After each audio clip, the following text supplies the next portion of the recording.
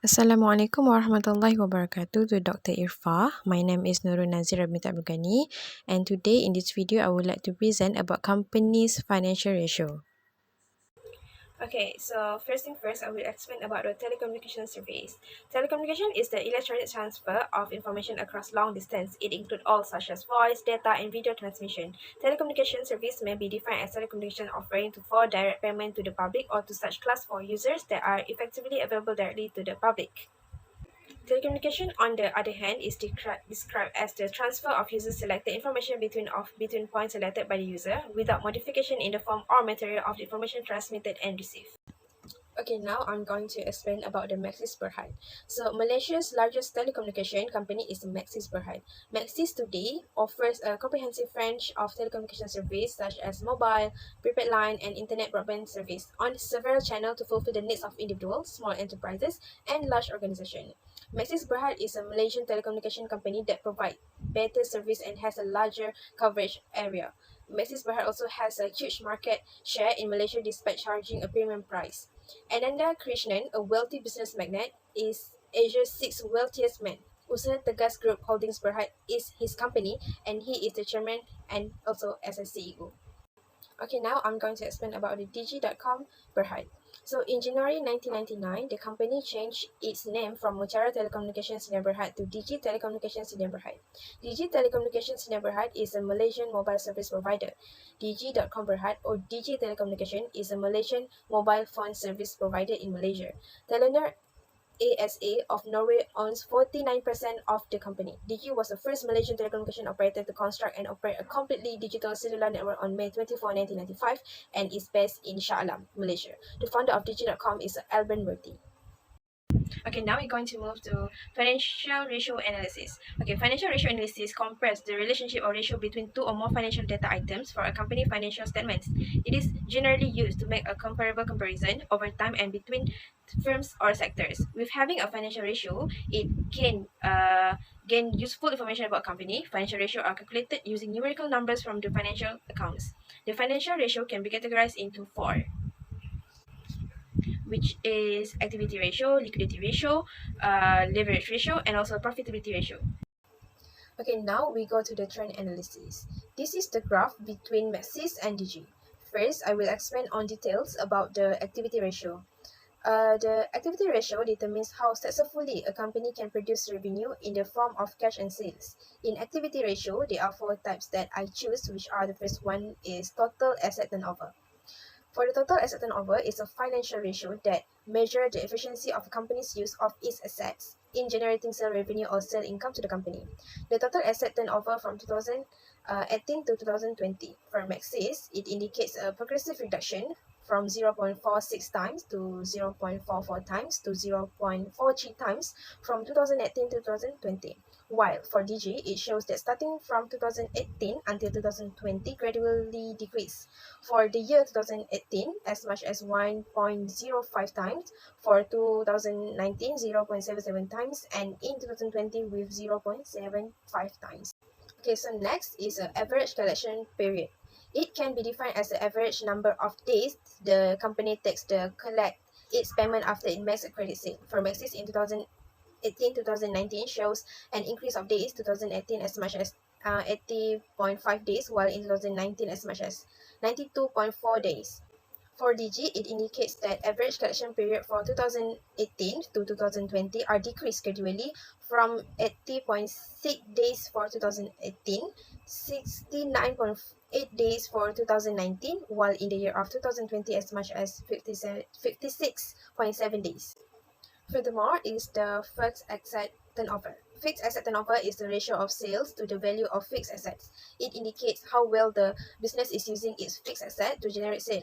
For Maxis in 2018, only as much as 1.77 times, while in 2019 is the highest, which is as much as 1.89 times. But in 2020, the fixed asset turnover is decreasing as much as 1.82 times. For DG, the highest of fixed asset turnover is in 2018, which is as much as 2.27 times, but in 2019 and 2020 are decreased gradually from 2.21 times for 2019 and 2.13 times in 2020. Lastly, for the activity ratio is the account receivable turnover. The ratio is used to measure how effective a company is at extending credits and collecting debt. For Maxis, it shows that the highest account receivable in 2019, which is as much as 4.47 times, and followed by 2020 as the second highest as much as 4.33 times. While in 2019, the account receivable turnover was decreased as much as 3.9 times only.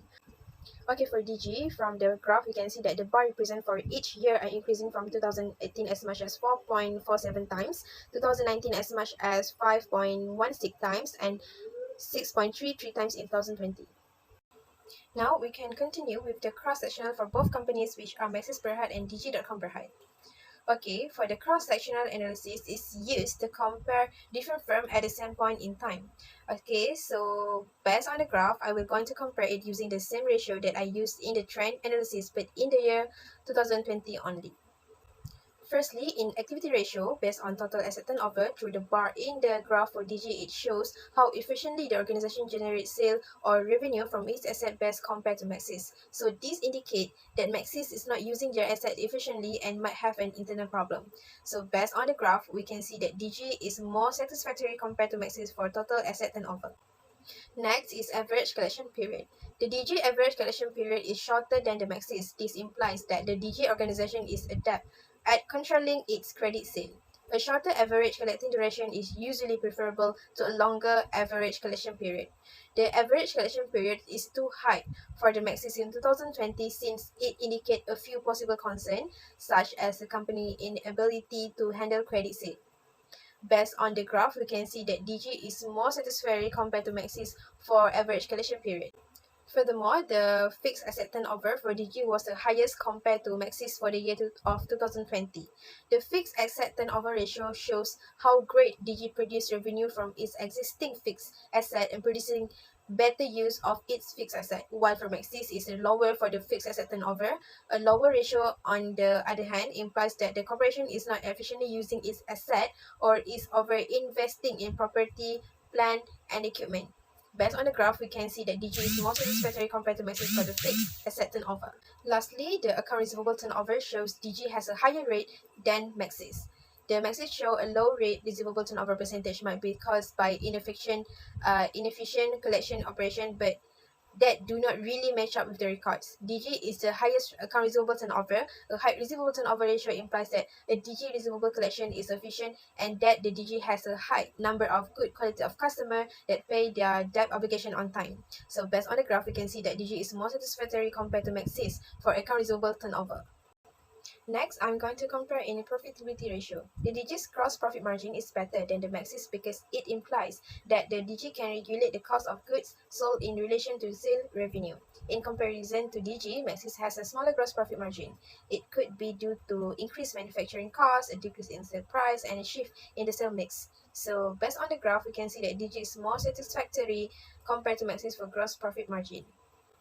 Next is the Maxis net profit margin is smaller than the DG's net profit margin. This is attributable to the Maxis company's inefficient cost structure of or overpricing.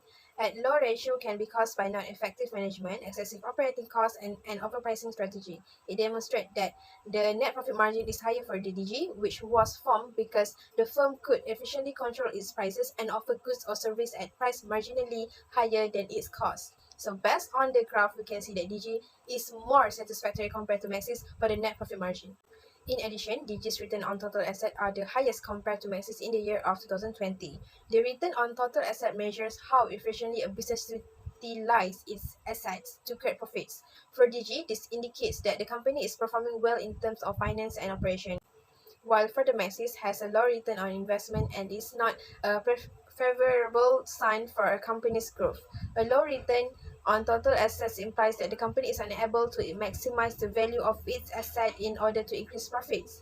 Based on the graph, we can see that DG is more satisfactory compared to Maxis for return on total assets. Okay, so next we're going to move to the recommendation. So Maxis Berhad has the lowest inactivity ratio from the observation. For the total asset turnover, because the inefficient asset usage, the activity ratio could be low. The organization should look at how it uses its asset and how it might make each one more productive. There should be no major increases in other expenses as a result of the increased output. Maxis also needs to enhance its efficiency in collecting debts from debtors during the average collection period. Improve the efficiency of debtors collecting by giving discount to speed up payment can help with faster collection while also preventing clients from leaving. It will indirectly increase account receivable turnover and will bring profit to the company. For fixed asset turnover, Maxis need to use fixed asset to the maximum to make a good profit. Also, do not invest so much for a fixed asset that can cause losses. Furthermore, in profitability ratio, Max is also the lowest compared to the DG. In gross profit, Maxis need to increase sale pricing while providing low-cost solution for all customers. Any rise in the selling price that is not followed by an increase in the cost of products sold will raise the gross profit margin, assuming all other conditions are equal. While for the net profit can be increased by revenue should be increased, such as by selling more goods or service or by raising pricing that meet the quality. So Maxis can assist their net margins by reduce their costs, such as sourcing lower costs and raw material. Besides that, for the return on total asset, it can reduce inventory costs by adjusting inventory levels to meet sale expectation, allowing Maxis to stock only the equipment they require rather than purchasing equipment that may be idle if needs change. Last but not least, for operating profit margin, Maxis can lower the price of items, collaborate with vendors to lower the cost of items sold. Maxis expenses can be reduced if lower prices, volume discount, or other cost-cutting arrangement can be negotiated. So in conclusion, using these two, which are activity ratio and profitability ratio, we can see the difference between both companies. Activity ratios are useful in determining the efficiency of companies' operations, and activity ratios indicate how quickly assets are turned into sales. This is because it implies not only how the company makes revenue, but also how well it runs its operation. While profitability ratio is a group of financial indicators that are used to assess a company's ability to generate revenue and utilizing data from a single point in time. So that's all for me. I would like to say thank you so much for your time and attention, and have a nice day.